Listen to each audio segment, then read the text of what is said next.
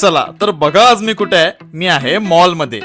खरं तर ही एकदम बेसिक गोष्ट आहे, पण बरेच दिवस गेलो नाही ना मी, त्याच्यामुळे मला नवीन वाटतंय. सगळ्यांना गुड मॉर्निंग. माझा भाचा आलाय घरी, ताई वगैरे आली आहे, पापड बनवतोय आम्ही सगळेजण. सर्वज्ञ नुसता लाचते, पापड सुकत लावते की शेणाच्या गोऱ्या थापते काय माहिती. आज रविवार आहे, पप्पा आणि मी चाललोय आमच्या देवाऱ्यामध्ये. ह्या पुढचे 5 रविवार मात्र मला उपवास करायचा आहे, नॉनव्हेज नाही खायचंय बिलकुल. मी भाजी खाऊ शकतो. दर्शन घेतलं आम्ही मस्तपैकी. बाकीच्यांच्या नाश्त्याला अंडी वगैरे आणलेली, पण माझा उपवास असल्या कारणाने मला स्वतःहून घरी जाऊन काहीतरी बनवायचं होतं. त्यामुळे मी मस्त साजूक तुपातला शिरा बनवला, देवासमोर नैवेद्य ठेवला आणि स्वतः पण बसलो खायला. शिरा तर फर्स्ट क्लास झालेला, सगळ्यांना आवडला. आज आपलं घर पूर्ण भरलंय. ताई, मावशी, मामा, भाऊ सर्वजण आलीत. बघा हा, मी आजच उपवास धरलाय आणि त्यामध्ये भाऊंनी आणलेला गावठी कोंबडा शिजण्याच्या प्रोसेस मध्ये आहे. आपले पापड पण आता रेडी झालेले आहेत. मी पण जेवून घेतो कारण मला उलव्याला जायचंय.